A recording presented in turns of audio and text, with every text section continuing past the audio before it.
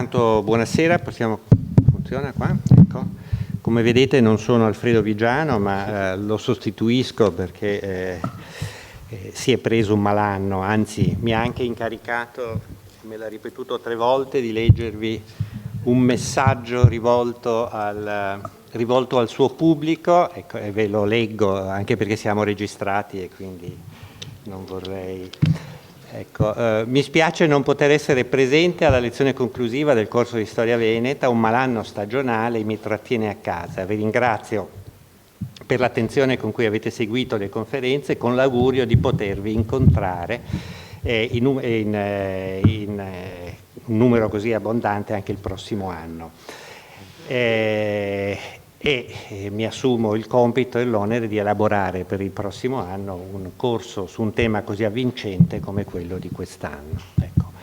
In effetti, appunto, almeno nelle occasioni che mi è capitato di essere qui nel corso di queste lezioni, ho visto sempre un pubblico numerosissimo, anche un giorno sciagurato, quello in cui ho dovuto parlare io, in cui non si riusciva ad entrare.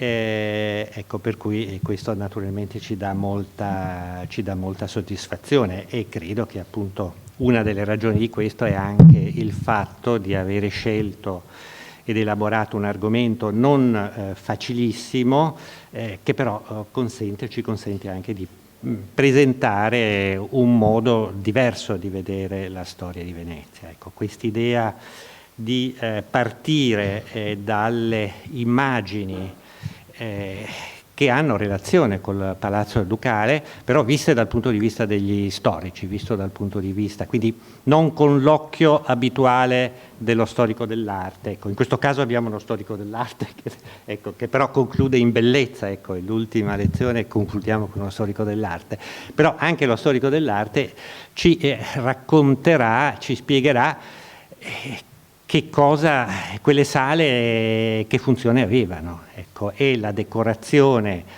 con cui sono state allestite, quale scopo avevano. Ecco, di solito siamo abituati a frequentare questi luoghi un po' come museo, però dobbiamo tenere presente che sono luoghi pensati e costruiti e decorati per essere funzionali, per assolvere una specifica funzione, che era la funzione del potere, insomma. Quindi ragionare su Palazzo Ducale significa ragionare sulle motivazioni e sull'organizzazione del potere veneziano.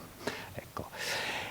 In questo caso, anche rispetto agli incontri precedenti, andiamo al centro del potere, per cui da questo punto di vista questa lezione, diciamo, conclude in bellezza, centrando proprio un punto nodale della questione, perché la sala del Maggior Consiglio è la sala più grande, è la sala più importante, ed è la sala in cui aveva modo di radunarsi, di riunirsi, l'organo principale del governo veneziano, cioè il Maggior Consiglio, quindi quell'assemblea che metteva insieme tutti i patrizi, tutti gli uomini, diciamo, membri del patriziato veneziano che avevano superato i 25 anni. Ecco, è una sala enorme, però adesso Giorgio Tagliaferro ci spiegherà la questione.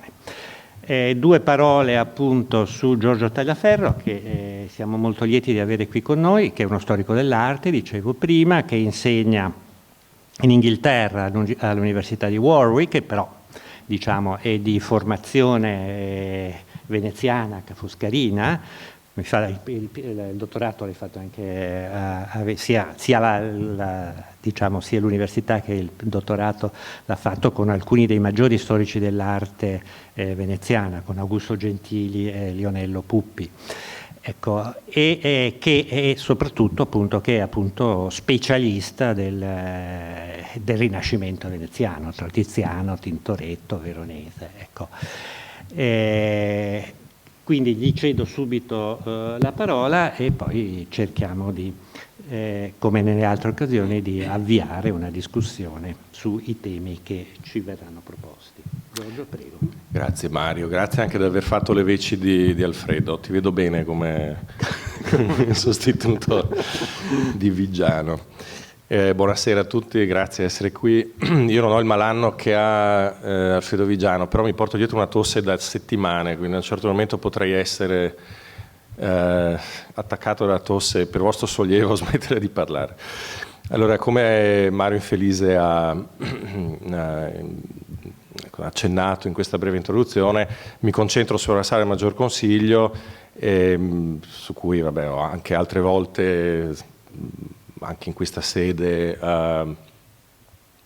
tenuto con varie conferenze, e ogni volta cerco di tirare fuori un aspetto diverso, e questo fa parte di questo lungo lavoro editoriale che mi porto dietro da anni, in cui ogni volta c'è qualcosa di nuovo da dire, che sembra strano, ma questo è un po' uno dei problemi, se vogliamo, del Palazzo Ducale, che è venuto fuori in questo ciclo di lezioni, cioè dove si mette piede si trova più o meno sempre qualcosa, perché di fatto la nostra conoscenza degli spazi fisici del palazzo è piuttosto limitata, e questo me lo sono sempre sentito dire anche da grande studioso di Palazzo Ducale Wolfgang Wolters, che mi ha sempre detto, in fin dei conti di questi spazi sappiamo pochissimo rispetto alla loro densità storica.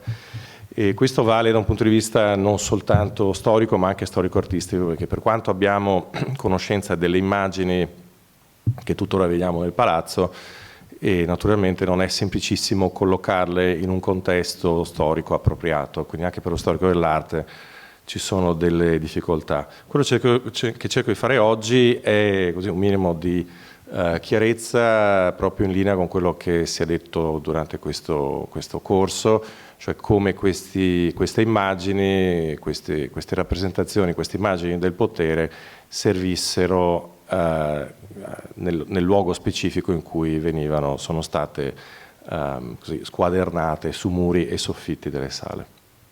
Allora, innanzitutto, per non dare nulla per scontato, stiamo parlando, anche se tutti immagino i presenti saranno stati varie volte anche a Palazzo Ducale, di due sale che si trovano nell'ala sud, quindi fronte bacino nel caso del Maggior Consiglio, che fa angolo con il lato ovest sulla piazzetta ed è quasi confinante con la sala dello scrutinio, di cui parlerò insieme alla sala del Maggior Consiglio, perché il ciclo decorativo che alla fine del Cinquecento viene messo in opera nella sala del Maggior Consiglio lega le due sale in maniera indissolubile.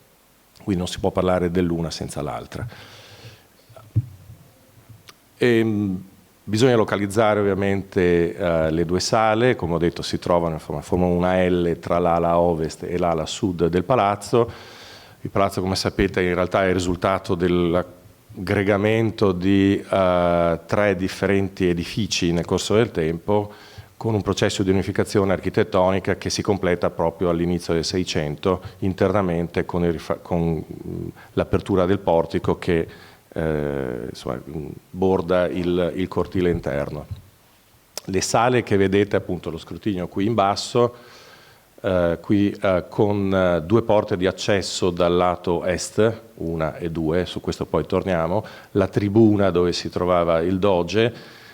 Come potete vedere ci sono delle scale, questa è la cosiddetta scala dei censori, che è quella che si percorre nell'itinerario museale dal piano terra fino al piano delle logge, però poi non si continua perché si viene deviati verso la Scala d'Oro. Quella scala poi però in realtà porta esattamente al pianerottolo di questo andito che si chiama Liagò e che porta direttamente a questa entrata, a questo ingresso nella sala. Attualmente, come ben sapete, si entra da quest'altra porta e da lì poi si accede alla sala dello scrutinio. La sala dello scrutinio è separata dalla sala del Maggior Consiglio dalla quarantia Civilvecchia, giusto? E da un altro andito che è solamente un ambiente di passaggio, di servizio. Vedremo però che questo itinerario che noi percorriamo oggi è abbastanza antistorico, se non altro non ci fa capire quale esattamente era la percezione dei personaggi dell'epoca quando entravano in queste sale. Avevano una visione completamente diversa. perché diverso era il punto di vista e gli assi visivi che si venivano a creare. La sala del Maggior Consiglio è un ambiente vastissimo, non vi do le misure perché non me le ricordo, ma insomma è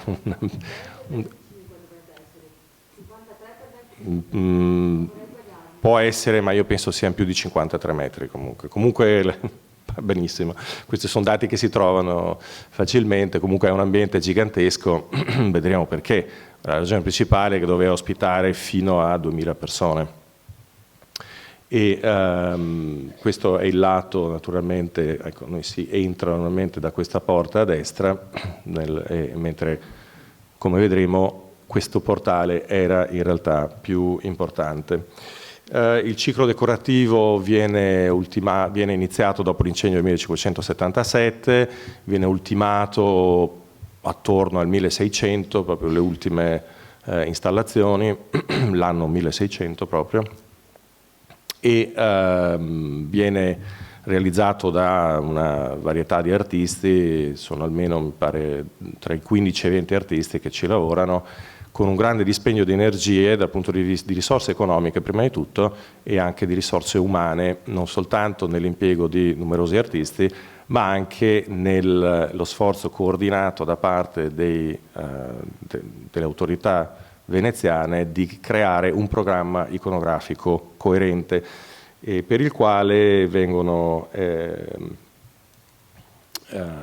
messi a lavorare due patrizi e soprattutto uno storico che introduco intanto, Girolamo Bardi, che era un fiorentino che però si trova a Venezia e che viene coinvolto appunto in questo, ha probabilmente un ruolo molto importante nella stesura di questo programma iconografico che copre tutte le pareti e i soffitti di entrambe le sale e che viene a sostituire il precedente ciclo che era stato completato fra la fine del 400 e pochi anni prima in realtà dell'incendio e che si concentrava sulle famose vicende semi-leggendarie che si erano svolte tra il 1176 e il 77 e che aveva visto Venezia protagonista di una sorta di un conflitto con l'imperatore Federico Barbarossa, in cui Venezia era entrata a difesa del Papa Alessandro III, che era stato disconosciuto dall'imperatore e messo insomma, sotto minaccia. Insomma, le vicende non le ripercorro, non è questa la sede. Quello che conta è che il nuovo ciclo va ben oltre questa vicenda alessandrina, dove il protagonista è il doge Sebastiano Ziani, e impalca invece questo grande apparato di dipinti che coprono 8 secoli di storia veneziana, raffigurando ogni tipo di impresa compiuto dai veneziani. Sui contenuti non mi voglio dilungare perché non è lo scopo di questa relazione oggi. Quello che è importante, mi soffermerò più tardi sui temi principali invece, ma a livello di contenuti tenete in considerazione che appunto principalmente sono scene narrative, episodi storici fra il IX secolo e il XVI secolo, fino alla campagna contro i turchi successiva alla battaglia di Lepanto, quindi fino al 1573. Lepanto si svolge nel 1571, e a questo vengono alternate delle raffigurazioni allegoriche che sono molto importanti perché agiscono da commento ai fatti che sono narrati, danno diciamo la struttura morale, la chiave di lettura di tutta la storia veneziana, e tornerò sulle 3 allegorie diciamo di carattere di segno politico che si trovano al centro del soffitto del Maggior Consiglio. Da questa immagine vedete bene le 2 porte sulla destra che conducono alla Quarantia e all'Andito, da qui si accede allo scrutinio. E questa è la sala dello scrutinio vista dal lato opposto, questa è la porta le 2 porte da cui si accede, normalmente questa è aperta nell'itinerario museale, e mentre il punto di vista che noi abbiamo quando entriamo è normalmente questo, dove si vede l'arco Morosini, dove quella porta dell'arco è in genere chiusa, mentre invece è esattamente, lì vedete che c'è una scala che scende, quello è invece il luogo, diciamo, la scala è il punto di accesso all'ufficiale, diciamo, alla sala dello scrutinio, che però non viene utilizzata all'interno del percorso museale.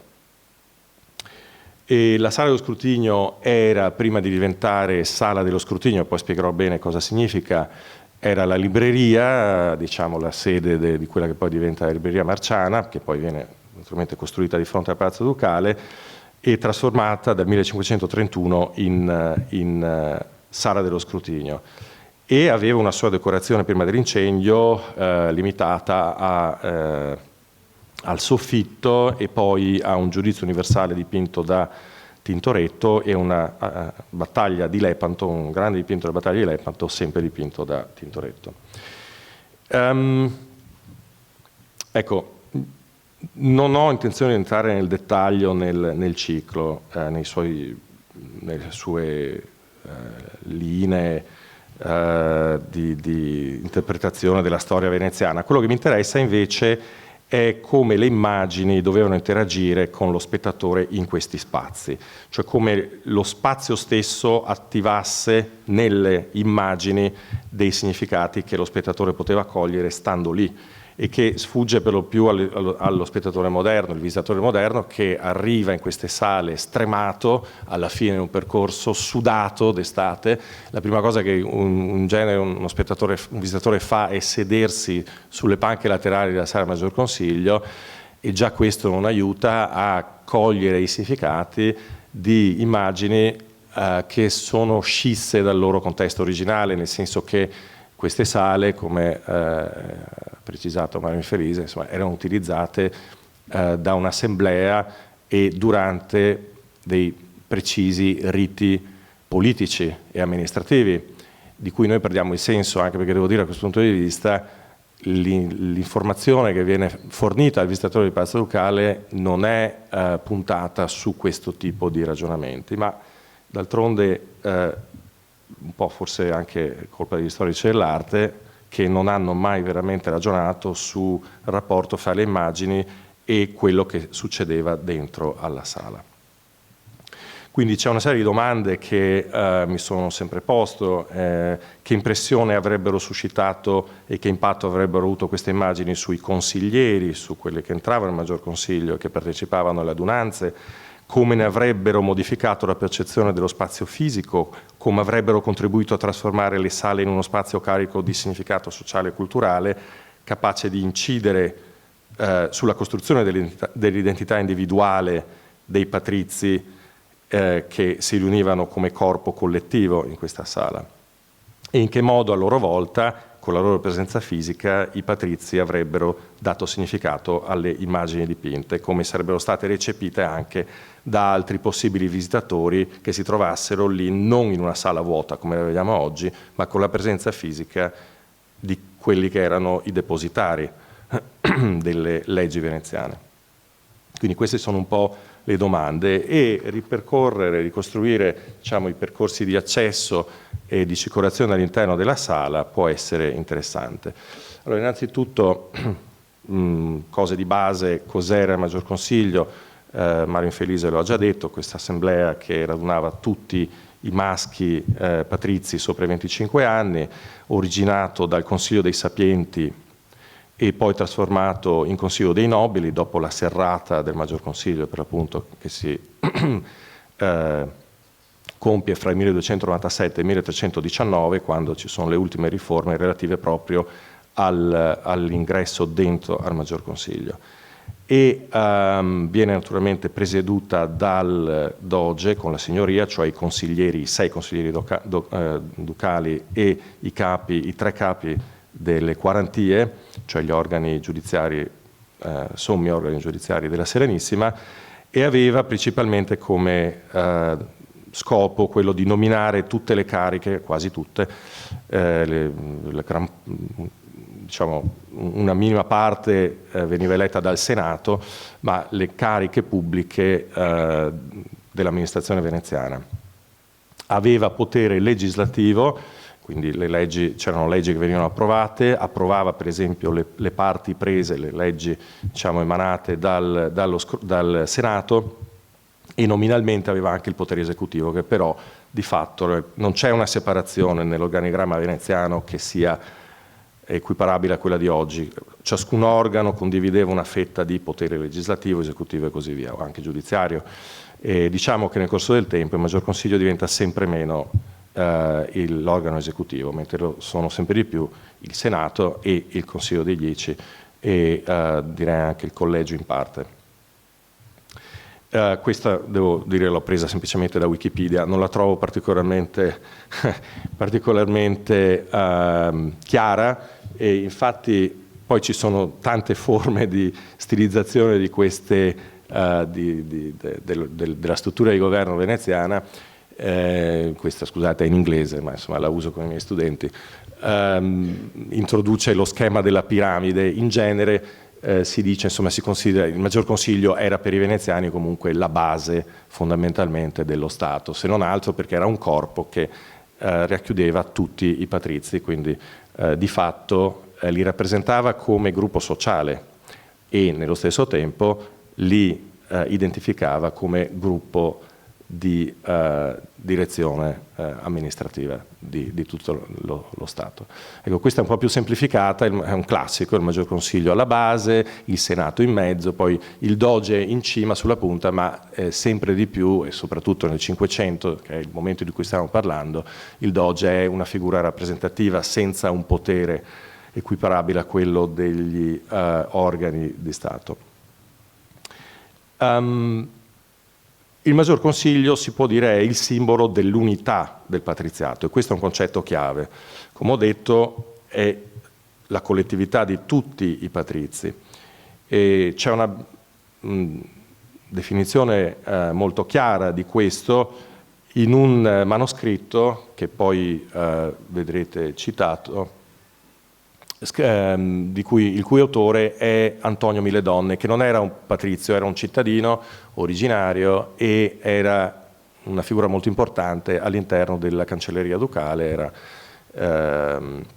segretario del Consiglio dei 10 e a un certo momento anche in corsa per diventare cancellier grande, che è la più importante carica amministrativa della cancelleria veneziana, quindi insomma un segretario di alto livello che scrive un dialogo manoscritto in cui definisce il Maggior Consiglio proprio come il simbolo della unità veneziana, dell'unità sociale veneziana.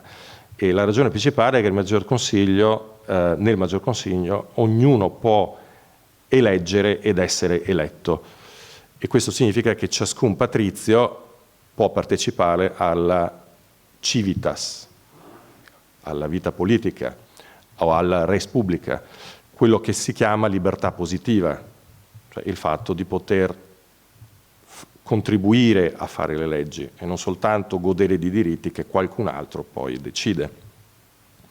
E per Miledonne sono proprio i meccanismi elettorali del Maggior Consiglio che garantiscono questo, perché garantiscono la giustizia distributiva. Ora ci sono vari meccanismi, varie procedure, la ballottazione, quindi l'estrazione di balle colorate per nominare chi deve eleggere, l'elezione, di cui dirò poi, lo scrutinio, di cui dirò poi, la contumacia, che è il periodo in cui non si può essere eletti a una carica perché si è stati eletti alla stessa carica troppo di recente, e tutto questo, dice Miledonne, garantisce proprio la giustizia distributiva. E questo che lui dice segue il passo in cui fa una descrizione dell'ordine sociale veneziano, dicendo che la Repubblica veneziana garantisce equità tra i tre strati sociali che sono il patriziato, i cittadini, che sono appunto quelli come Antonio Miledonne, e il popolo. E questo avviene proprio perché la Serenissima attribuisce ad ognuno di loro, ad ognuna di queste fasce sociali, la giusta proporzione di uffici pubblici. Quindi, come vedete, il discorso è proprio amministrativo, tecnico. E la funzione delle due sale di cui stiamo trattando rispetto alle procedure elettorali permette proprio di cogliere meglio il valore del programma iconografico che si svolge in entrambe le sale. D'altronde va detto che queste procedure elettorali legittimavano l'assunto di Gasparo Contarini, e non solo lui, il grande teorico di inizio Cinquecento dello Stato veneziano, nella sua idea che all'interno dello schema dello Stato misto veneziano, che era un po' di monarchia, un po' di aristocrazia, un po' di democrazia, sono categorie aristoteliche che sono un po' adattate alla realtà dell'epoca, ma secondo Contarini il Maggior Consiglio rappresenta la democrazia. Certo, per noi è un concetto molto diverso rispetto a quello che abbiamo noi di democrazia, ma bisogna anche innanzitutto ragionare nei termini dell'epoca e anche con l'utilizzo appunto di categorie aristoteliche, ma poi anche considerate l'unicum che Venezia rappresentava, avendo un consiglio di ben 2000 individui che votavano. Non c'è un parallelo in Europa che sia in qualche modo anche solo avvicinabile, se non altro a livello di numeri. Quindi la conclusione di tutto questo, comunque, fissando quindi il primo punto, è che il Maggior Consiglio è proprio simbolo di libertà e di eguaglianza repubblicane, e quindi la sala del Maggior Consiglio è proprio il luogo ideale per i patrizi per celebrare la continuità e la bontà delle istituzioni e delle leggi veneziane, di cui il Maggior Consiglio era depositario garante tramite il sistema elettorale. E più in generale bisogna ricordarsi che Palazzo Ducale era visto come il luogo della memoria, cosa di cui parlai un paio d'anni fa in una lezione qui dove ero da solo con Alfredo Vigiano, e c'era il Covid che ci teneva separati dal resto del mondo. Molto più bello avere persone in presenza, ovviamente. E quindi Palazzo Ducale è proprio la continuità col passato, è il riflesso della sapienza degli avi e degli antenati. Questo è un altro concetto chiave che va tenuto in considerazione. Ora, all'interno di questo edificio, ecco, fra l'altro ho dimenticato di questa era la citazione che volevo mostrarvi da Antonio Miledonne, che dice: «Ah, Dio benedetto col suo Santo Spirito illuminati i nostri maggiori, cioè gli antenati, a provvedere con leggi e con consuetudini a tutte le cose che potessero sturbar l'unione e la pace di questa città, onde non si può temere di alcun disturbo». Cioè le leggi veneziane sono fatte talmente bene, ereditate dagli avi, da quei sapienti che ci hanno preceduti, che il sistema elettorale è il cardine di tutto questo, di cui il Maggior Consiglio è depositario e garante, e questo permette l'unione tra i cittadini, dall'alto verso il basso e dal basso verso l'alto. È interessante che a scriverlo non sia un patrizio. Allora, concretamente, quando si radunavano, come si radunavano, cosa facevano? Allora, qui darò un po' di informazioni, insomma ci perderò un po' di tempo, ma purtroppo è fondamentale. Innanzitutto vedete, vabbè, questa è una pianta simile a quella di prima, però con più dettagli anche delle scale. Principalmente quello che mi interessa è che si vede la scala che vi ho indicato prima in quella foto, quindi quella che porta al lato del sala dello scrutinio, dove c'è l'arco Morosini che viene innalzato a fine 600 per commemorare le gesta ovviamente del Morosini. E dunque le assemblee si svolgevano la domenica, c'erano anche poi delle adunate straordinarie in altri giorni, in agosto e in settembre ogni anno si svolgevano le elezioni delle cariche del Senato, e c'erano due campane che suonavano. La prima iniziava a mezzogiorno, andava avanti per mezz'ora, la seconda iniziava dopo mezz'ora, andava avanti per un'altra mezz'ora, quindi per un'ora suonavano le campane. Già questo ci porta dentro un paesaggio ambientale diverso da quello che conosciamo. Vabbè, poi questi orari potevano variare a seconda che facesse più caldo, meno caldo, quindi d'estate ci si riuniva al mattino, poi a un certo momento alla fine del Cinquecento cambiano, ci si riunisce di pomeriggio anche d'estate, poi si cambia di nuovo al pomeriggio d'estate, al mattino in tutti gli altri mesi. Insomma, comunque cioè c'è una calendarizzazione dietro a tutto questo. E gli accessi, come abbiamo visto, appunto sono attraverso scale e porte.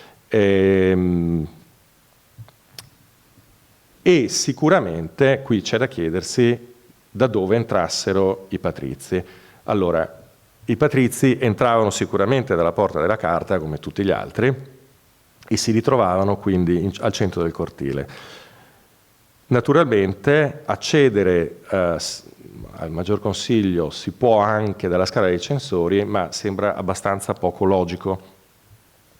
E ci sono pochissime testimonianze che ci dicono qual era il percorso che i patrizi compivano quando accedevano alle riunioni. Ne ho intracciate due che possano darci un'idea quasi sicura che il percorso che facevano era attraverso lo scrutinio e non attraverso il Maggior Consiglio, quindi passando dalla sala dello scrutinio e poi entrando nel Maggior Consiglio. Una è data da Sansovino, il quale dice, si riferisce alla sala dello scrutinio che è quella per la quale si passa andando in Consiglio. L'altra è Sanudo, che molto prima, nel 1530, parla di qualcuno che entra dalla sala dello scrutinio per andare al Gran Consiglio dove si fa una festa. Però cosa succedeva? Quindi come si saliva allo scrutinio? Attraverso la Scala Foscara, cioè la scala che il doge Francesco Foscari aveva fatto costruire nel 400, che ci viene confermato da Giustiniano Martinoni nel 600, conduceva originariamente alle logge da dove una scala portava in scrutinio, ed è quindi quella scala lì che poi, lo vedete sulla destra, porta alle scale che arrivano fino allo scrutinio. La Scala Foscara viene smantellata proprio all'inizio del 600 come parte di quel riassetto che dicevo prima. Si apre il portico e si crea un nuovo sistema di scale. Quando voi uscite da Palazzo Ducale, sulla sinistra vedete che ci sono delle scale, quelle si collegano a queste che vedete in pianta al piano delle logge. Una volta entrati quindi dalla sala dello scrutinio, attraverso la sala dello scrutinio e attraverso l'andito o la quarantia dentro al Maggior Consiglio, i patrizi si prendevano posto, i posti non erano assegnati, le porte venivano chiuse e le chiavi consegnate al doge, e l'accesso rimaneva consentito solo ai consiglieri del doge, agli avogadori di comune e ai capi dei dieci e ai censori. Questi ultimi sono un po' i garanti delle procedure elettorali, come poi ribadirò. Il doge invece, nel frattempo, allo scoccare della prima campana, si riunisce nei suoi appartamenti insieme ai consiglieri per deliberare gli uffici, i reggimenti e i consigli del giorno, e tutti insieme entrano dopo che tutti i nobili si sono seduti. Il percorso più logico è questo, attraverso appunto il Diagò e passando da quella porta. Ci sono anche qui poche testimonianze, anzi in realtà non ho data nessuna diretta, però si intuisce che da lì passava e che anche lascia intendere che le porte che venivano chiuse non fossero queste, non questa se non altro, bensì le due che davano verso lo scrutinio, il che confermerebbe che i patrizi venivano dallo scrutinio, perché se vengono chiuse dopo che si sono seduti ha senso che si chiudano le porte da cui sono entrati e quindi quelle che danno sullo scrutinio. A questo punto si sedevano, queste sono due famose incisioni del Cinquecento, prendevano posto a banchi, file di 9 banchi doppi disposti longitudinalmente, dandosi le spalle e guardandosi l'un l'altro nello stesso tempo, mentre poi sulla tribuna prende posto il doge. Donato Giannotti nel 1540, parlando del governo veneziano, dice, del Maggior Consiglio, genera questa disposizione a chi entra un aspetto bellissimo, perciò che prima gli si rappresenta agli occhi la residenza del doge, cioè il luogo dove stava il doge, la tribuna, il quale siede assai eminente. Vede poi tutto il resto della sala dalla presenza dei sopradetti magistrati onorato, tal che dovunque egli volge gli occhi per tutto vede grandezza e magnificenza. Ora è chiaro che entrando come dice Giannotti, si sarebbero visti contemporaneamente il Doge e i magistrati. Sta parlando di uno spettatore ideale, non tanto uno spettatore che entra, perché, come abbiamo detto, il Doge entra dopo i magistrati, quindi nessuno entra dopo di lui, ma sta cercando di descrivere appunto la magnificenza dello spettacolo di tutti i patrizi veneziani seduti in Maggior Consiglio con il Doge nella tribuna, con i suoi consiglieri e i capi di 40 seduti accanto a lui, 3 e 3 consiglieri, ma insomma poi lo vediamo anche il dettaglio, 2 capi di 40 alla sua sinistra, un capo di 40 alla sua destra. Questa è la signoria. Ci sono molti dettagli che si possono anche in realtà omettere, ma vedete che ci sono anche dei personaggi in toga colorata disposti dietro a questa fila, e questi sono gli avogadori, i capi di 10, gli auditori vecchi, gli auditori nuovi, i figli del Doge, i cavalieri, i dottori. Questi sono gli unici posti assegnati, e Donato Giannotti sottolinea che tutti sono uguali e i giovani sono mescolati coi vecchi, e che questi si distinguono solo per dare magnificenza e onore alla sala. Quindi è lo stesso concetto che poi ribadisce Antonio Miledonne. Il Maggior Consiglio rappresenta l'unità e l'eguaglianza tra i patrizi veneziani, quindi l'idea appunto di libertà positiva, come ho detto. Le procedure elettorali sono un po' complesse, è il Cancellier Grande a dare inizio a tutto, scende nella cosiddetta arenga in mezzo alla sala, elenca i magistrati, uffici, reggimenti e consigli da eleggere, poi torna al tribunale, chiama gli avogadori dei comuni, i capi di consiglio dei 10, i censori, gli auditori vecchi e quelli nuovi a giurare l'osservanza delle leggi davanti al Doge. Come ho detto, questi sono proprio i garanti dell'integrità di queste procedure, che è un aspetto estremamente importante, come poi sottolineerò di nuovo. La prima cosa che succede è la cosiddetta chiamata a cappello. Cappello è quest'urna dove si trovano delle balle d'argento e delle balle dorate, sono 700 d'argento e 30 dorate. È un sistema per cui tutti i nobili chiamati banco per banco vanno, estraggono, e da 2 urne laterali estraggono, e se trovano una balla d'argento vanno in un'urna che sta al centro del tribunale, e se trovano un'altra balla d'oro sono nominati a far parte di un corpo di 9 persone che si ritirano in stanze fuori dal Maggior Consiglio per votare, candidare le persone a una determinata carica. Quindi sono 4 mani di 9 elettori che contemporaneamente prendono posto in 4 sale non identificate, che sono sicuramente da localizzare dietro alla parete, che vedete, quindi dalla parte dell'Iagò.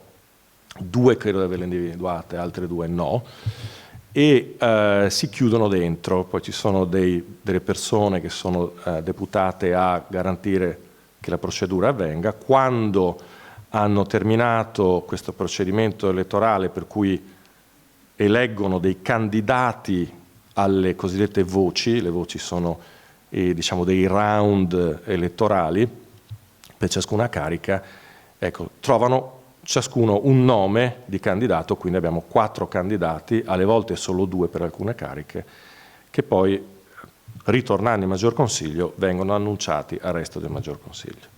Cosa succede nel frattempo al Maggior Consiglio?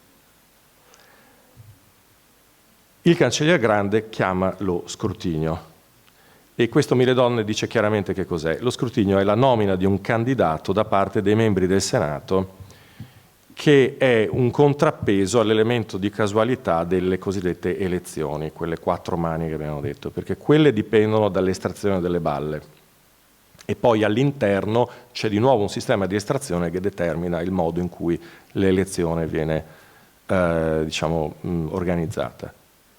Lo scrutinio fa da contrappeso e introduce invece la volontà, perché quello che succede è che nello scrutinio non c'è nessuna estrazione, ci sono dei bollettini con dei nomi che vengono messi dentro a un'urna che non è coperta, è aperta, i nomi vengono dichiarati prima e poi si fa l'elezione.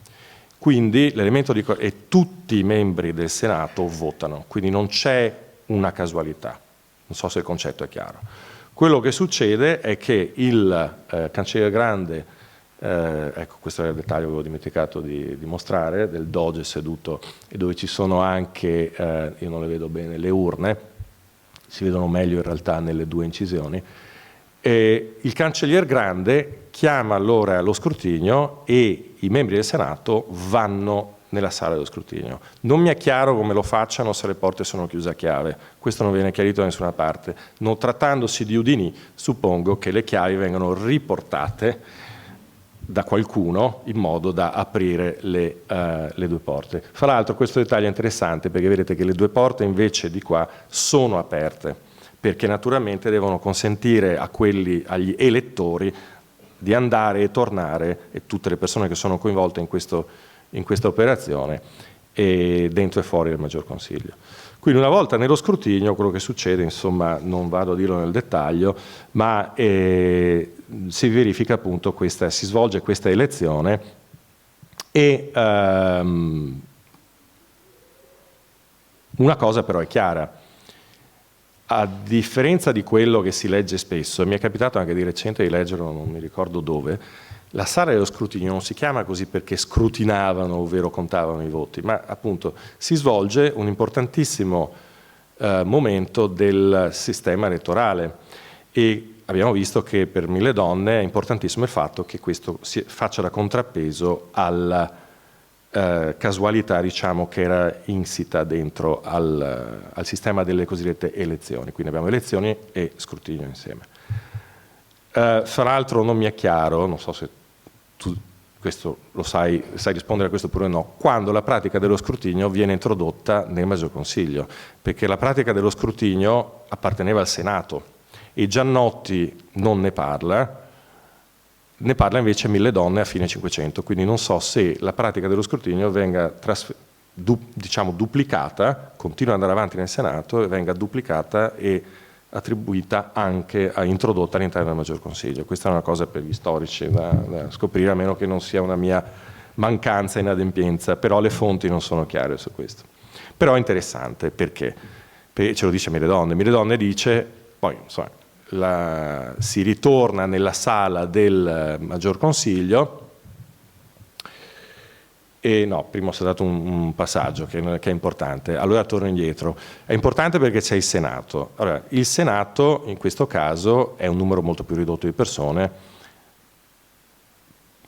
ci viene detto che può arrivare fino a 300 persone, verosimilmente nello scrutinio io penso che non fossero più di un centinaio.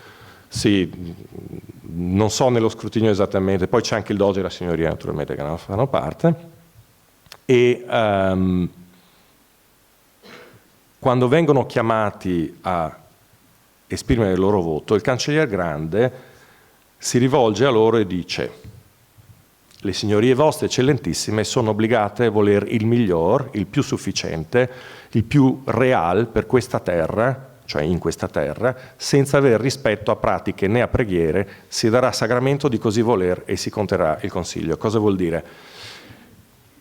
Giurate di votare il migliore e non quello che con preghiere o pratiche, brogli vi ha chiesto, vi ha sollecitato il voto, e giurate, sagramento è il giuramento, sacramento, giurate che agirete in buona coscienza.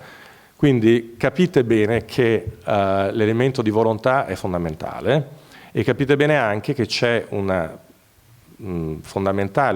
base di sacralità che a noi sfugge naturalmente, perché abbiamo completamente secolarizzato tutte queste operazioni, ma che si fondano sulla coscienza del singolo individuo. Quindi il richiamo è fondamentale rispetto al singolo individuo. Allora, fatta l'elezione dello scrutinio, si torna nel Maggior Consiglio e abbiamo un candidato per ogni voce attraverso lo scrutinio e 4 candidati attraverso le elezioni. E Mille Donne ci dice: quasi sempre il Maggior Consiglio sceglie quello dello scrutinio. Però ogni tanto succede anche di no, e in quel caso si dice che è stato tagliato lo scrutinio. È interessante perché vuol dire che tutto sommato erano delle cariche che contavano, perché non per tutte quante le cariche si faceva lo scrutinio, alla fine, bene o male, si faceva quello che il Senato voleva e quindi l'elemento casualità va un po' a farsi benedire. Ecco, questo è il tutto. Dopodiché si fa la votazione, i ballottini, questi ragazzi che girano con i bossoli, che sono delle urne di tipo diverso, raccolgono i voti, poi li contano, insomma vi risparmio i dettagli. Però insomma vi ho dato un po' l'idea di quello che si svolgeva e soprattutto di un aspetto fondamentale che è questa, la ritualità in tutto questo. Ci sono anche dei visitatori esterni, naturalmente, a cui avevo accennato prima. Non mi soffermo su questi, vi dico solo che già Sanudo ci dice che la sala del Maggior Consiglio era una delle meraviglie di Venezia che si mostravano ai visitatori illustri e partecipare al Maggior Consiglio per un ospite d'onore era una delle cose che gli si imponeva, insomma. E dice anche quando siccome le votazioni in genere arrivavano fino a 9 o 12, dipende, insomma. Comunque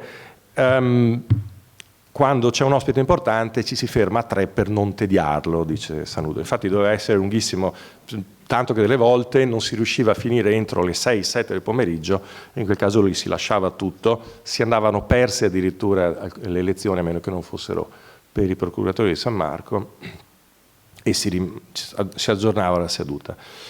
C'è un visitatore, l'arcivescovo di Cologna, nel 1576, che viene portato dentro al Maggior Consiglio, prima si trova con il Doge, poi viene accompagnato, prende posto nella tribuna di fronte a quella del Doge, cioè nel banco di fronte alla tribuna del Doge, e poi dopo un certo numero di elezioni viene portato via, viene fatto scendere e risalire dalla parte opposta per andare a vedere nella sala dello scrutinio la battaglia di Lepanto di Tintoretto. Anche per dire quindi che pure lo scrutinio a quelle date ormai era degno quanto il Maggior Consiglio di essere mostrato ai visitatori. Questo è subito prima dell'incendio. Giusto per dire anche che tutto questo spiega perché dopo l'incendio si decide di fare un ciclo in 2 sale, perché lo scrutinio ormai era diventato evidentemente un aspetto fondamentale delle elezioni veneziane. Bene, fino adesso ho parlato di cose storiche, facciamo lo storico dell'arte per i prossimi 15 minuti o giù di lì. Ho parlato prima di Girolamo Bardi. Girolamo Bardi pubblica un libello nel 1587 dove descrive insomma tutta la sala e ci dice esattamente come vanno letti i dipinti. È una struttura interessante perché, come vedremo, ci sono delle coincidenze fra i percorsi di ingresso e l'organizzazione del ciclo, che è multidirezionale e multifocale. Allora, Bardi suddivide i dipinti murali e le pareti, dipinte alle pareti. Allora, secondo lui si dovrebbe iniziare a leggere in senso cronologico, ed effettivamente è quello che è, a partire dal lato vicino all'Arco Morosini, con i primi episodi nel IX secolo, e poi si prosegue sulla stessa parete con altre vittorie contro regni e imperi, così li chiama lui. Dopodiché, quello che ci dice Bardi è, da qui la cronologia prosegue nella sala del Maggior Consiglio con la guerra contro Federico Barbarossa. Poi prosegue con la Quarta Crociata di fronte. Io vi do proprio le direzioni progressive, cioè da B1 a B12 e da C1 a C8, è proprio la progressione. Il primo episodio, l'inizio, e poi la fine. E poi, dice Bardi, si ritorna nello scrutinio dove si conclude con le altre vittorie dopo il 200, dal 300 in avanti. Quindi lui dice quello sviluppo cronologico è interrotto solamente dal trionfo di Andrea Contarini, che torna dalla vittoria nella guerra di Chioggia, e altrimenti tutto si legge in questo modo. E dice, di conseguenza, il ciclo è coerente nel suo insieme, ha uno sviluppo da una sala all'altra e il ritorno, Però nello stesso tempo ciascuna sala può essere letta autonomamente, cioè questo sistema progressivo funziona anche se separate le due sale. Beh, l'abbiamo visto prima, i patrizi facevano questo percorso, il doge invece con la signoria entrava da di là,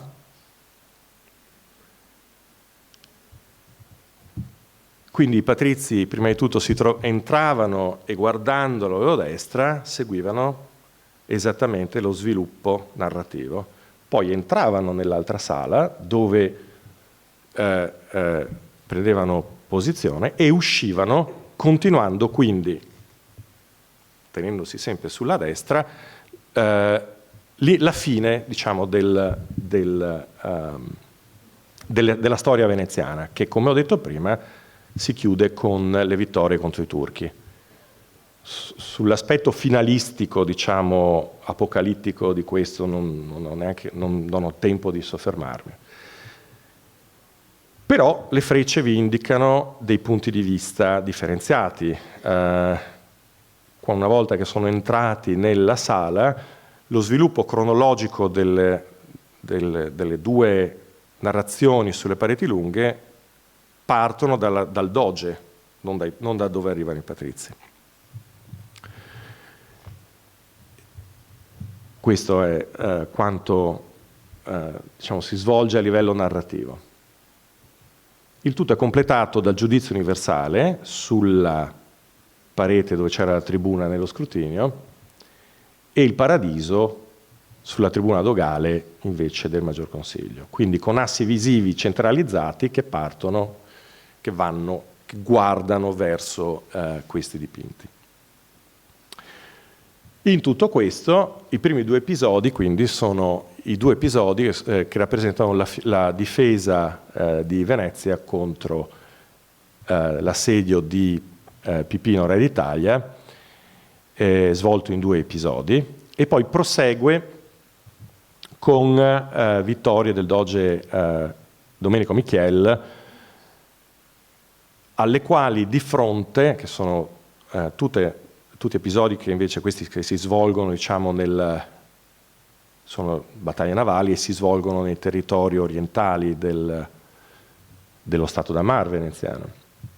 E a dirimpetto poi ci sarebbe appunto, c'è la riconquista di Zara, altro territorio dello Stato d'Amar riconquistato da Venezia, seguito poi dalla battaglia di Lepanto e poi da altri tre episodi successivi alla battaglia di Lepanto, due dei quali sono andati perduti, uno sostituito, la cosa interessante, dei 600 da un episodio che si svolge nei 600. Quindi c'è un'integrazione rispetto al passato nella lotta contro gli ottomani.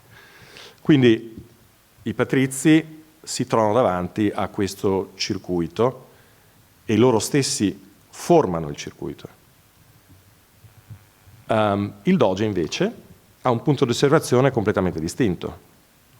Arriva dal lato opposto, si siede sulla tribuna dogale e osserva dal suo lato, questa è presa purtroppo dal lato opposto, ma gli episodi si svolgono qui da destra a sinistra, quindi il primo episodio è quello vicino a lui.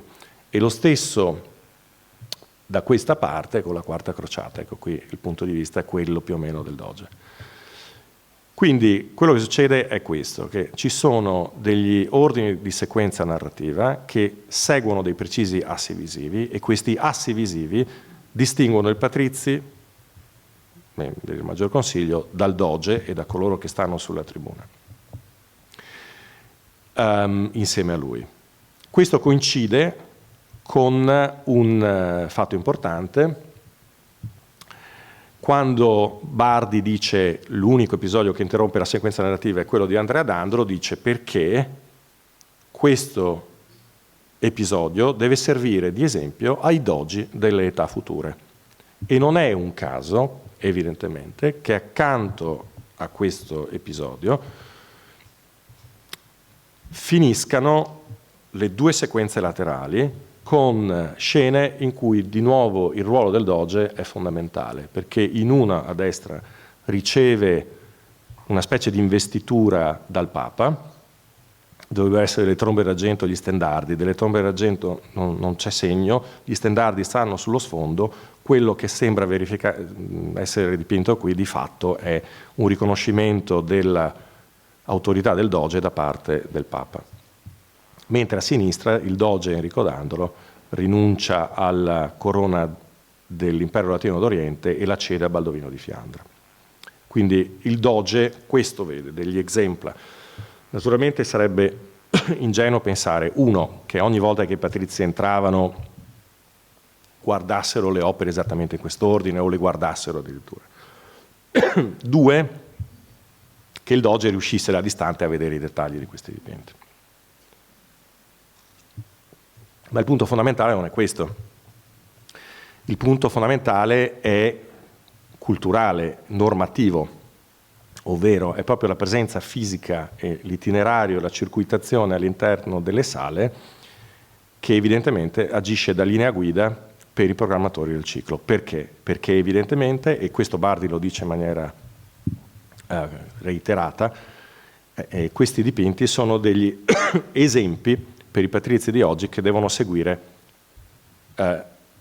quello che hanno fatto gli antenati. A loro volta quindi hanno il ruolo di perpetuare, portare avanti la virtù degli antenati. Ma questa virtù come la portano avanti? Certamente non ci si può aspettare che ciascun veneziano vada a combattere, anche se c'era chi c'era andato a Lepanto. Allora il punto è un altro, quelle virtù morali sono le virtù delle leggi che il Maggior Consiglio rappresenta.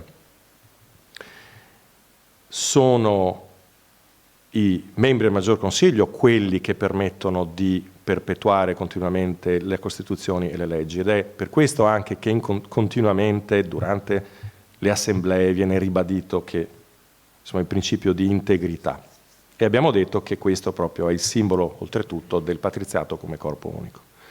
Quindi infatti i temi principali, scusate, ecco questa è la triade,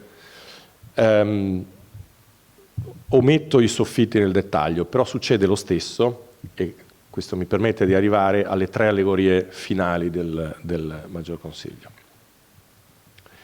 Sì. Allora, i dipinti del soffitto, anche qui la cronologia, iniziano nella sala dello scrutinio e proseguono nella sala del Maggior Consiglio seguendo esattamente questo itinerario che vedete qui così, a livello cronologico. Dopodiché ci sono queste tre allegorie che si sviluppano nel senso del punto di vista dei nobili che entrano nella sala. E sono le tre allegorie in cui si raffigurano i tre punti cardine di tutto il ciclo, perché queste allegorie sono dichiaratamente il risultato politico di questa virtù dei veneziani. E sono a sinistra Venezia che trionfa sulle province sottomesse, al centro, ne ha parlato Giovanni Florio nella sua lezione, la direzione volontaria delle province, a destra l'apoteosi di Venezia. Io la chiamo così, ma Bardi dice è il giubilo e la felicità pubblica dei popoli sotto il buon governo dei veneziani. E Bardi, a proposito del primo dipinto a sinistra, la prima allegoria, dice le province hanno perso la loro libertà, è vero, però è sempre meglio perdere la libertà per un buon governo che rischiare di cadere sotto la tirannia. Noi chiameremmo questo oggi esportazione della democrazia, credo, no? Però è un concetto che nel Cinquecento ha un senso molto diverso ed è quello, e si lega al concetto di libertà. È un mondo in cui non voglio entrare qui perché siamo alla fine, ma è il concetto per cui la libertà è prima di tutto la libertà dalla subordinazione, da un pericolo esterno, diciamo, da un governante esterno, quindi in questo caso viene presentata come difesa della libertà contro la tirannia. E Venezia è l'unica repubblica che combatte contro imperi, regni, e c'è un'enfasi sulla sovranità incarnata dalla figura del Doge con le sue insegne pseudoregali, e questo è indicativo di sovranità. quindi libertà proprio da dominio esterno, indipendenza politica. Però c'è anche l'enfasi sulla conquista, nello sala dello scrutinio soprattutto lo Stato da Mar, nella sala del Maggior Consiglio lo Stato da Terra, la giurisdizione dell'Adriatico come premio per aver soccorso Alessandro III, i 3/8 dell'Impero d'Oriente come premio della Quarta Crociata e poi il termine province, non me lo sono inventato io, lo dice Bardi, che è un termine che viene dalla Roma antica. Sono le province sottomesse che fanno parte di un'iconografia che i veneziani conoscevano attraverso le medaglie antiche. E quindi in un senso possiamo anche parlare di imperialismo, però sempre in nome della libertà. Ma la libertà è anche rispetto al singolo governante, cioè autogoverno repubblicano, eguaglianza tra cittadini e libertà individuale. Nel Cinquecento libertà significa queste due cose. Libertà dall'esterno, libertà all'interno, dove ogni ceto sociale, ogni singolo cittadino viene garantito nei suoi diritti e nella sua libertà. Quindi pace, ordine sociale, giustizia, equità. E quindi, concludendo, il ciclo non è solo un'astrazione di concetti politici come spesso ci vengono presentati, ma espressione di ribadita fiducia nelle istituzioni e nelle leggi veneziane, nonché un richiamo al proprio dovere rivolto ai patrizi stessi, riuniti come corpo unico nell'istituzione del Maggior Consiglio. Quindi l'importanza di mantenere l'integrità del sistema elettorale, la lotta contro le frodi elettorali, contro le raccomandazioni, le sollecitazioni, le preghiere, per proteggere il criterio di selezione dei migliori, spiega anche in buona parte, in larga parte, questo ciclo. E spiega anche perché c'è un giudizio universale. Perché se devi giurare, fare il sagramento che stai agendo nell'interesse della comunità, ci deve essere un testimone, ci deve essere un garante, e questo ovviamente può essere soltanto la giustizia divina. Tanto quanto il paradiso non è semplicemente Dante, non c'entra niente Dante. Lasciamo perdere questo specifico aspetto di Dante, concentriamoci invece su un altro aspetto, sul fatto che tradizionalmente il welfare o l'eudaimonia, come la chiamava Aristotele, fino al Medioevo era tradotta in beatitudine, ed è quella che vedete qui. E che non è una beatitudine astratta, è naturalmente un messaggio che fa leva di nuovo sull'aspetto fondamentale che garantisce tutto questo, che è la pietas, la devozione dei veneziani, la fede dei veneziani. E questo fondamentalmente è quello che fa reggere tutte le fila di questo ciclo. Grazie mille.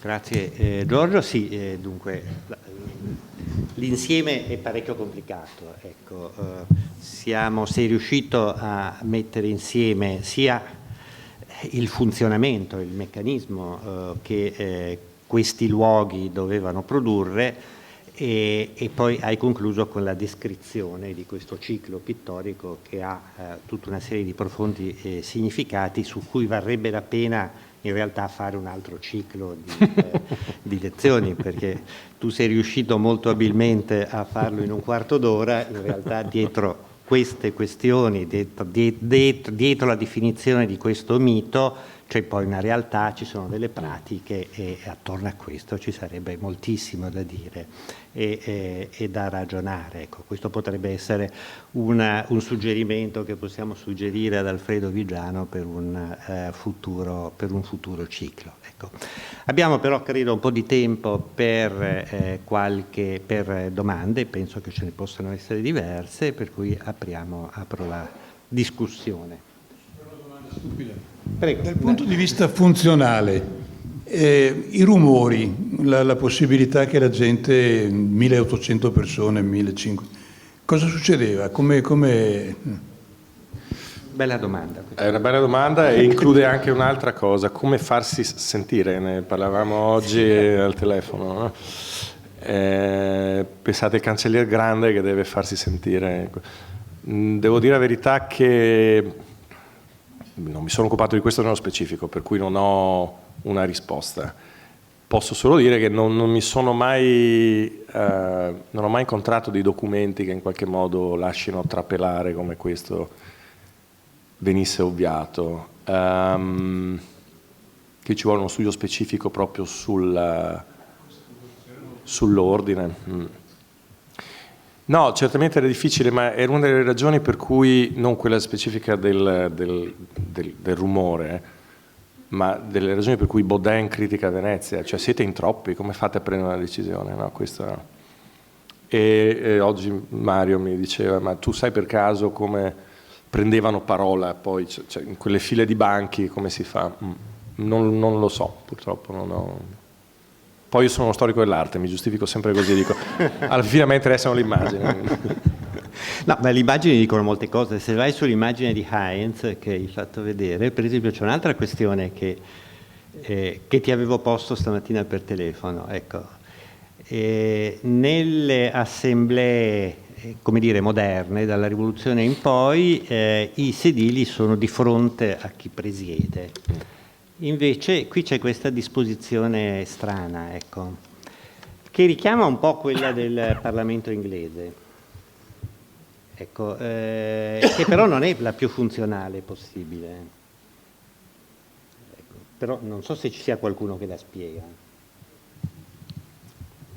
No, anche devo dire che aveva ragione Wolters, cioè queste cose poi non sono state studiate di fatto. E di recente è uscito un libro di Maud Arivel sui sistemi elettorali veneziani e per fortuna è uscito nel 2019, prima che io abbia finito il mio libro, che probabilmente finirò tra altri 20 anni. No, perché io ho dovuto fare di mio una ricerca piuttosto complicata per capire i sistemi elettorali, che pure sono descritti, però non così, in maniera così chiara. Poi lei li lega a tutto il problema delle frodi e così via. E questo perché appunto questi aspetti non sono mai in realtà stati tenuti in considerazione per Palazzo Ducale, quindi c'è lavoro da fare, no? Storici. No, scusa. Lo sapete che bisogna fare una domanda col microfono, quindi adeguarsi. Scusate, intanto complimenti vivissimi. No, una cosa banalissima. Se fossero stati in posizione orizzontale, qualcuno avrebbe dato le spalle alla signoria. Cioè, se avessero utilizzato questi banchi schiena contro schiena e messi in posizione orizzontale, non verticale, com'è così, ci sarebbe stato sicuramente un gruppo che dava le spalle, mentre questa posizione era ottimale perché nessuno desse le spalle alla signoria. Sì, potrebbe essere questa la spiegazione forse più banale. Anche se uno potrebbe ribattere dicendo non ci sarebbe stato motivo di mettere dei banchi doppi in quel caso, ma tutti rivolti verso la signoria. Sì, ma probabilmente in questa maniera tutti avevano la possibilità di vedere qualcuno, era molto più omogeneo la disposizione. Se fossero stati come siamo noi adesso, per esempio, noi siamo sempre rivolti verso il banco, ma in realtà non siamo in grado di vedere chi c'è alle nostre spalle, mentre quella disposizione lì ci dà modo anche di vedere, dava loro modo di vedere qualcuno, cioè qualcuno di loro. Non so se sono riuscita a spiegarmi. Sì, molto bene, direi che funziona anche dopo quello che ho detto in termini di partecipazione, per cui e anche c'è un aspetto pratico, una sala così lunga è meglio sfruttare la lunghezza che in larghezza, direi, quindi entrambe le cose secondo me funzionano assolutamente. No, anzi, grazie, è uno spunto. Ecco.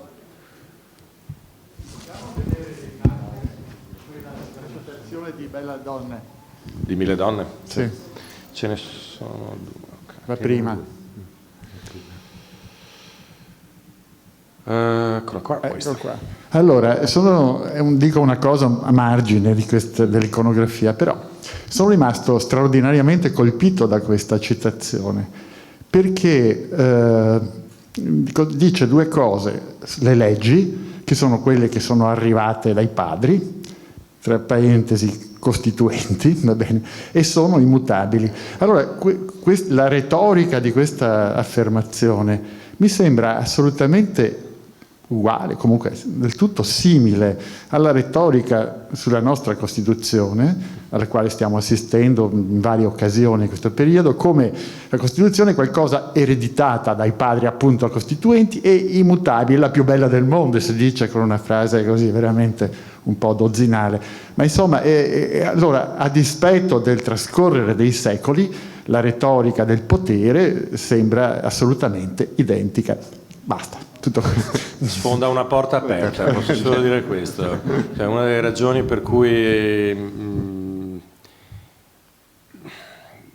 sono particolarmente restio a tacciare retrospettivamente di non so, imperialismo, antidemocrazia, gli antichi regimi che noi valutiamo dal nostro punto di vista, quando poi di fatto la natura umana rimane immutata e da questo punto di vista il legame col passato è la garanzia della bontà di qualcosa, quindi con la differenza naturalmente che poi loro le riforme le fanno, tanto più che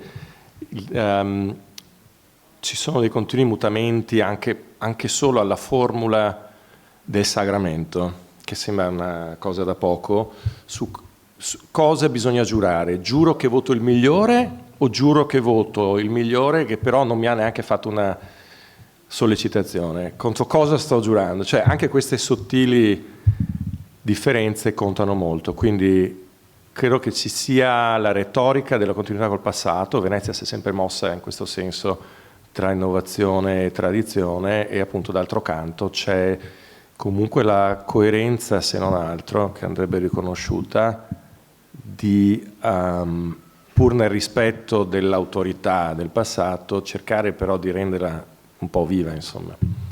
Sì, qui forse si potrebbe, no, è interessante la considerazione che hai fatto, si potrebbe aggiungere anche un altro dettaglio, perché questa è del 1580, no mi pare? 81 perché 81, ecco, ed è in un momento in cui le repubbliche cominciano, questo tipo di repubbliche di origine medievale cominciano a entrare in crisi e i loro ordinamenti cominciano ad avere qualche forma, a esibire qualche forma di debolezza rispetto alle grandi monarchie europee. Ecco, per cui è una forma di difesa dei propri ordinamenti costituzionali, ma è una difesa in un momento in cui il sistema repubblicano comincia a non funzionare più, a mostrare palesi segni di debolezza rispetto a quello che succede nel resto d'Europa in questo caso. Ecco, quindi forse questo è un altro... Sono d'accordo e ti rilancio dicendo che l'abilità straordinaria che hanno queste immagini è dimostrarci esattamente con una cartina al tornasole che c'è questa consapevolezza e questa paura, angoscia, ansia di sparire, e si cominciano a usare almeno nella retorica visiva dei mezzi che incredibilmente portano verso invece gli stessi strumenti di autopropagazione, proclamazione e propaganda delle monarchie, e il tema dell'imperium qui per esempio è importante. Ecco, tra l'altro appunto il Maggior Consiglio che discute, lo fa più volte, lo fa in quegli anni, esattamente in quegli anni lì, poi lo rifarà 50 anni dopo, discute proprio di riforme costituzionali. Ecco, naturalmente come noi sappiamo le riforme costituzionali sono difficili da fare, se non impossibili. Ecco. Arriva.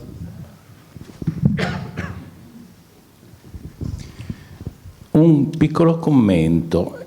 Lei avrebbe qualche riflessione sul fatto che perlomeno questo documento in 1000 donne pone sullo stesso livello le leggi e le consuetudini?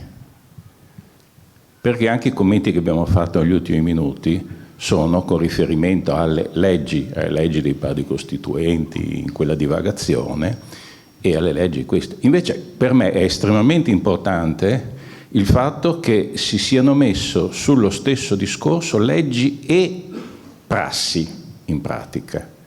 Ecco, allora a questo punto secondo me si apre quello che nel parlare comune si dice una prateria su quello che pesavano effettivamente nell'ordinamento della Repubblica le prassi, oltre alle leggi. Non so cosa esattamente mi viene chiesto di rispondere, se non che posso dire che sicuramente leggi e prassi... forse l'ultima rappresentante, quanto pesavano le prassi e quanto pesavano le leggi, allora certo. Si vuole la domanda. Sì, io penso che pesino allo stesso modo, o pesassero allo stesso modo. Una legge viene fatta solo in virtù di una prassi, perché c'è una necessità specifica.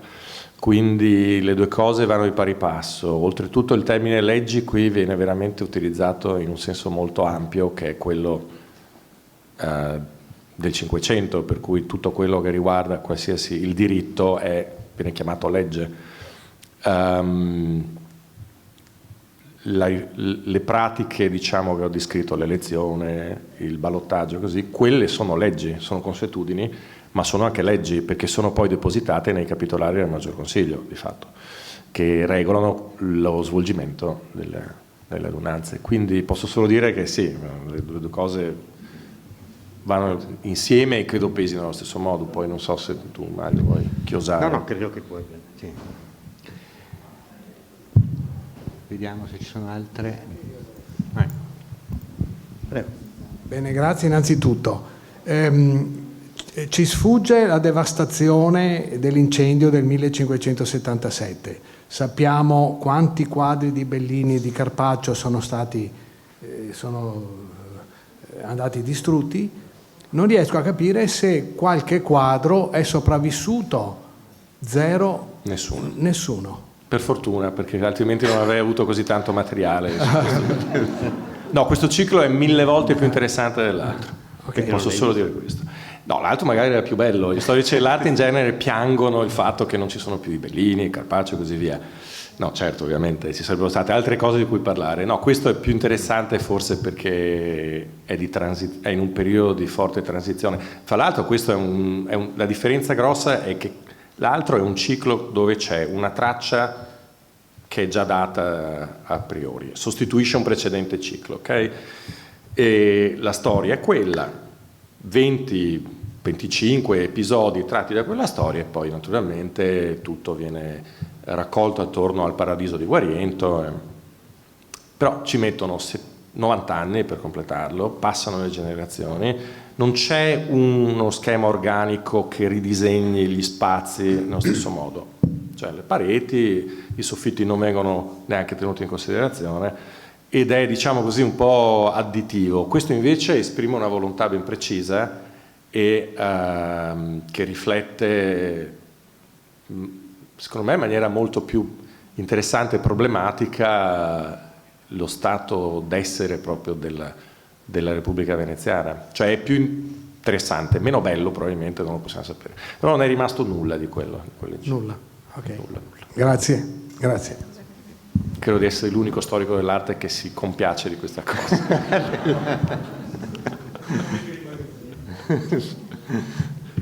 No, volevo chiedere, i ritratti dei dogi, che se non sbaglio sono nella sala del Maggior Consiglio, quando sono stati fatti e come facevano a sapere come dividere lo spazio per arrivare fino all'ultimo doge che poi non hanno ritratto? Mm-hmm.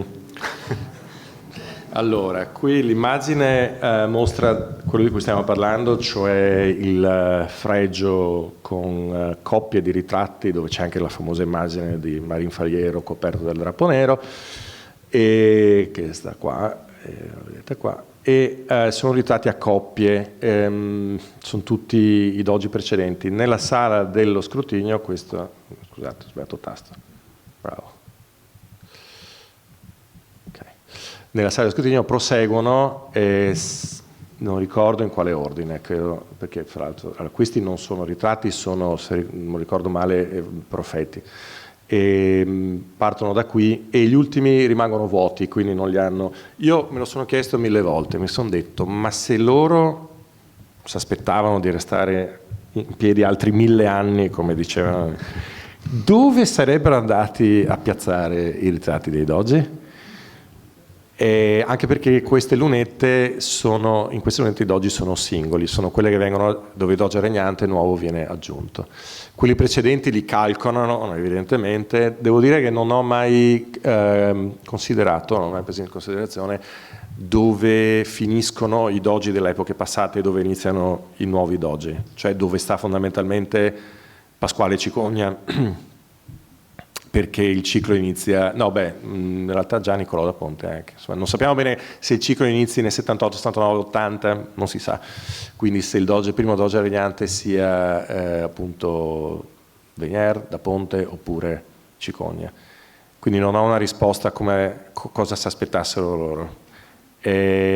Però c'è una domanda parallela, che perché non ci sono i ritratti commemorativi dei doji dopo mi pare che l'ultimo sia o Bembo o non mi ricordo chi è l'ultimo, però dalla metà del 600 non abbiamo più i ritratti dei doji, quelli commemorativi allegorici, che iniziano nella sala del collegio, proseguono in Senato e arrivano fino all'Iagò e poi spariscono.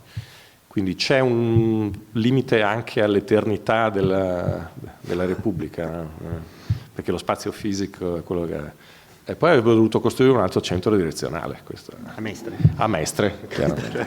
Sì. E l'ha detta lui, non è una mia battuta, è stato più svelto. Perché... Sì. E possiamo sempre introdurre la pratica di mettere il ritratto dei sindaci, no? Sì. Facciamo così, dei sindaci veneziani, così proprio. Allora, altre domande? Se no, dunque. Va bene. Allora chiudiamo. Naturalmente noi ringraziamo molto il pubblico che è stato particolarmente affezionato, questo riferirò all'amico e collega Alfredo Vigiano. E vi diamo appuntamento al prossimo ciclo che grazie all'Ateneo riusciremo a organizzare. Grazie a tutti.